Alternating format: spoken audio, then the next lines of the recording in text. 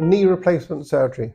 Patients who have severe arthritis of their knee and have tried everything else will eventually end up requiring a knee replacement. A knee replacement can be partial or total.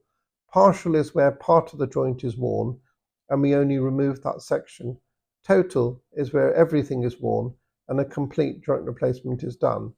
Here is an example of a total knee replacement where we have a femoral component on the top, a tibial component on the bottom, and a plastic insert. So what a knee replacement consists of is cutting the bone at the bottom, putting a metal component on top of the shin bone, which has a plastic insert on top, and then we cut the thigh bone in a very specific way and put a metal component on the top. So this then forms the new joint. Now, a knee replacement, generally speaking, has an 80% satisfaction rate. It's a painful operation, and I say to patients that for the first 6 weeks, it's difficult. Pain and swelling and bruising can be difficult. After about 3 months, they start to see the benefits, and by 6 months, they've made the full recovery. Robotic surgery has speeded things up, and the recovery is seen around 3 months. Patients, what do they expect? Once we've made the decision that they need a knee replacement, we will do the booking form and we will do the listing. The patients will then be seen 2 weeks before surgery. They're called to a pre-assessment clinic. At that clinic, a detailed medical history is taken. They have a blood test taken, and then swabs are done. The swabs that we do are MRSA swabs. MRSA is an organism which can be difficult to treat, and patients have to be free from that organism before they proceed to joint replacement surgery. Once all the blood tests are done, if they're having robotic surgery, they will have a CT scan. If they're having ordinary surgery, they'll have an X-ray at that stage. Then patients will be admitted to come to the ward. We tend to give patients times either in the morning or the afternoon. They are asked to be fasted from 6 in the morning. They must not eat or drink within 6 hours of the surgery. We then bring patients in and the anaesthetist will talk to them. Most patients who have knee replacement surgery nowadays have a spinal. A spinal is an injection of local anesthetic into the back. It does not mean the patient will be awake through the whole process. They are given sedation, so they're not aware of the procedure. The advantages of a spinal are that the pain control is better and the risk of deep vein thrombosis is less. Patients will then go down to surgery. They're met by the anesthetic team.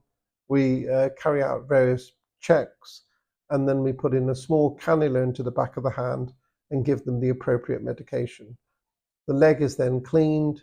They go into the operating theatre and the surgery is carried out. For a knee replacement, the average time is around 1 hour, 15 minutes. After that, patients will then go into a recovery room for about 20 to 30 minutes. After that process, they come back to the ward, which is 2 hours later. On the ward, they are regularly monitored. We take particular attention to their pain control and make sure they pass water. Once they're more stable, they're given something to eat. And usually the first 24 hours is the most difficult time for them. Some patients have no reaction to the surgery. Other patients have more significant reaction. I always say to patients that when they initially have surgery, on the first 2 to 3 hours, everybody looks well. The real issues happen the next day when the body realizes what's happened. Then you start to get an inflammatory response in the joint, and that causes strain on the patient's heart, chest, and kidneys. So I always say to patients that if you improve your fitness before coming into surgery, i.e. do lots of walking, deep breathing, drink lots of water, make sure that your heart is as strong as it can be, then you will have less of an impact of that inflammatory response and your recovery will be quicker. Nowadays, we give people an injection to reduce the risk of blood clots, deep vein thrombosis, and we give them stockings. We mobilize people very early now. Some go home the next morning. On average, people stay for 2 days.